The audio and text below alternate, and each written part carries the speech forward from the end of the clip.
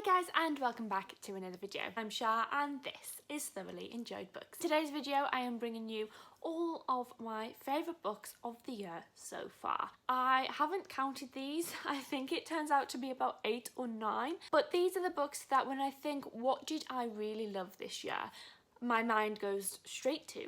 There's about 8 or 9 of these that I want to talk about with you. There's a couple of fiction, a couple of non-fiction. I am going to be keeping Normal People out of this selection because even though it is the best book that I've read so far this year, I am also very aware that I actually read it last year and it's not a new read and it's taken up so much space and I maybe shouldn't have included it in my mid-year freak out book tag, but we all know that I am trash for Normal People. With that being said, here are 5 of the books that I have ranked as my favourites of the year so far, and I have 3 audiobooks to mention as well. That's very simple math, Shah. That is 8 books.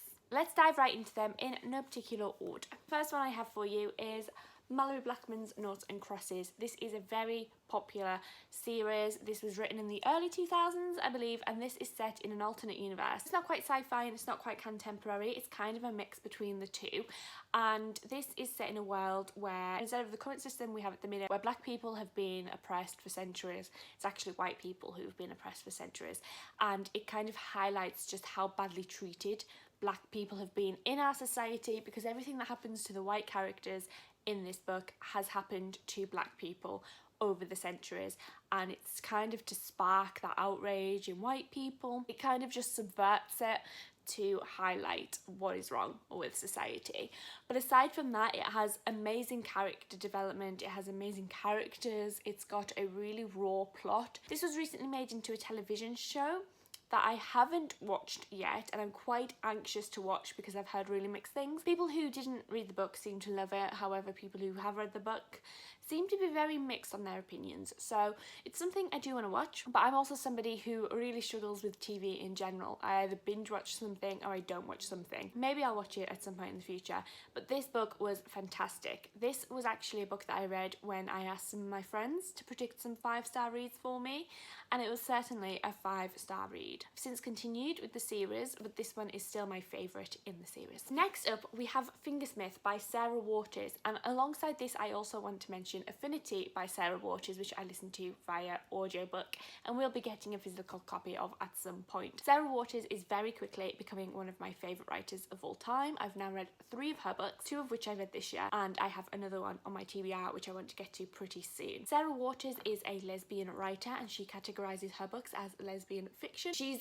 fantastic. I'm actually going to be doing my dissertation on Sarah Waters and I'm actually going to be doing it on these 2 books that I am talking about right now. Fingersmith is a retelling of, is it The Woman in White by Wilkie Collins, and this is about a young woman who is enlisted, I suppose would be the right phrase, to become the handmaid of a wealthy woman in order to steal her money. However, things don't entirely go to plan. There's a lot of sleight of hand, there's a lot of manipulation, a lot of twists and turns in this book to the point where you're not quite sure what is going on. I really enjoyed this book. I thought it was absolutely phenomenal. It's very long, as are all Sarah Waters' books, and it's very intense. It deals with mental institutes in the Victorian era because Sarah Waters does actually write historical fiction, and it is a very tough read at points. It's quite triggering in terms of its mental health representation and the treatment of mental health in the Victorian era. So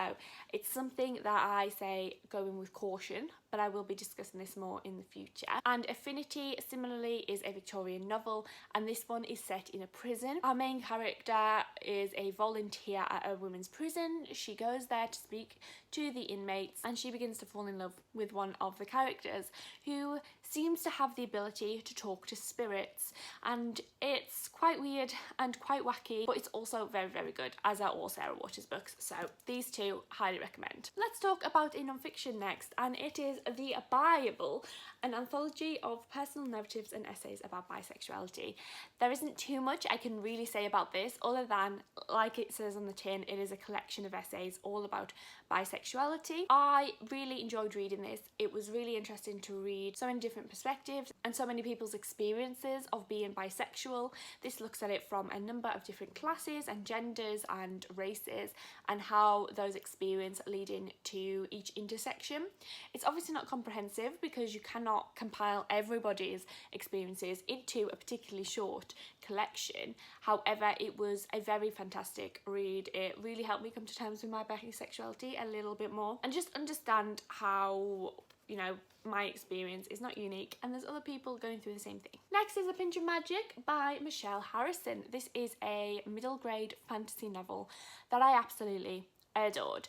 I love the sisterly dynamic in this book. It is one of my favourite things. I have a sister who I love with my whole entire heart, so reading other stories about sisters is just something I find really comforting, especially during this COVID nightmare when I cannot see my little sister. This follows 3 sisters who are trapped by a family curse, and they embark on a mission to break the curse so that they can eventually leave their island. This is a lovely story. It's quite harrowing at some points. There is a key plot element of this that I think is quite hard to read about in a middle grade novel. I don't think it's necessarily dealt with well either, and if you have read this book you probably know what it is I'm talking about, and it is about how the curse was made. That is my main problem with this book, but if I ignored that, I absolutely adored this book. Like I said, I love the magic, I loved the relationship between the sisters.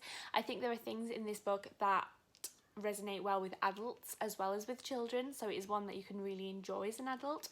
And overall I just think it's such a fun and lovely book, and it's just full of whimsy and magic, and I love it. And look how pretty this copy is. The last book I want to talk about before I get onto the audiobooks is Jessie Burton's The Miniaturist. This is the first Jessie Burton book that I read. This is another book that I read because I did a video where my friends picked 5-star predictions for me, and Shannon from 155 Books picked this for me and I loved it. This is a historical fiction novel set in 1700s Amsterdam, and this is about a young woman who is married off to a wealthy man who doesn't seem to have any interest in her. However, as a wedding gift he buys her a cabinet, and she starts to notice that the things she receives for this cabinet are not what she ordered, but they might have hidden meanings. And it is a very enthralling book. It is completely different to what I thought it was going to be, and I've never read anything like it. It was very harrowing at times. There are some really dark topics in here. There's a lot of homophobia and there is racism in this book. The N-word is used in this book. I do want to point that out. Some people might be uncomfortable with that because Jessie Burton is a white author. However, I think the reason behind its use goes with the book.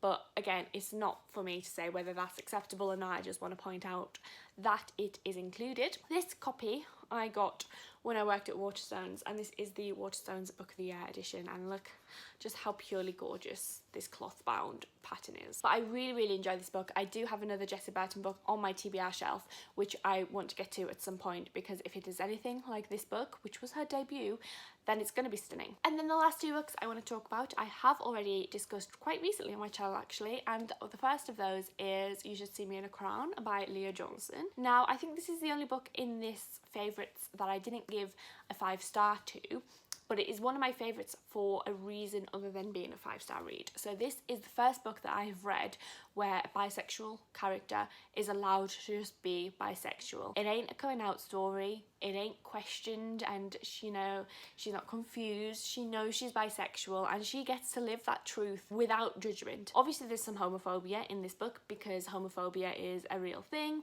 biphobia is a real thing, but overall she just gets to be who she is. Her family are really supportive of her, her friends are really supportive of her. It is more the system that she's fighting against in terms of her sexuality. And she participates in a competition to win a load of money for being the prom queen so that she can go to her university of choice because she doesn't get a scholarship. It's a concept that I don't overly enjoy. If that was the only thing I knew about this book, I probably wouldn't have picked it up. But when it was sold to me as a book about a bisexual character, it's also by a black writer about a black main character, I had to read it, and I'm so glad I did because it was beautiful. And then the last book I want to talk about is actually King and the Dragonflies by Kaysen Callender. This is a book about a 12-year-old boy whose brother has recently passed away, and he believes he has been reincarnated as a dragonfly, or at least that is how his mind is coping with the loss. But it also follows sexuality in young people. He's a 12-year-old boy. All of his best friends are 12 and 13, and he's recently found out that one of his friends is gay. His friend has come out to him as gay, and this is something that King has had to fight against the whole time, because he's always been told that as a black person he cannot be gay. One of the last things his brother said to him was about not wanting to be perceived as gay, and it's something he's battling with, and this just follows that journey that he goes on, and I think it's absolutely stunning. I love this book to death. I think everybody should read it, and to find a book about sexuality aimed at 12-year-olds is pretty groundbreaking, and I loved it. So those are my favourite books of the year so far. Do let me know in the comments down below if you've read any of these books, and if you have, what did you think of them, because I would love to discuss them all with you. Are there any things about these books that I've maybe overlooked and should be a little more critical of? Obviously these are not full reviews, they are just my very quick thoughts about these books, why I loved them, but I really felt a lot of emotion when reading a lot of them, and I recently realised that I am very much an emotional reader. I tend to connect with something if I feel emotion towards it. I do plan on reading more books by these authors in the future, like every single one of them, and I do think there's quite a variety of books here. I think a lot of historical fiction and queer fiction are my two main topics, as well as the odd fantasy book here and there, just to keep things a little bit exciting. I'd love to know what your favourite books of the year are. Please leave them in the comments down below so I can go and check them out. Especially if they're historical or queer, let me know, because I want them all. Thank you for watching. As usual, I will leave my links down below to my Twitter and my Goodreads and all of that good stuff. Please go and follow me on there, and make sure to have a chat with me, because I just love talking to people about books. And I will see you in another video very, very soon. Take care. Bye.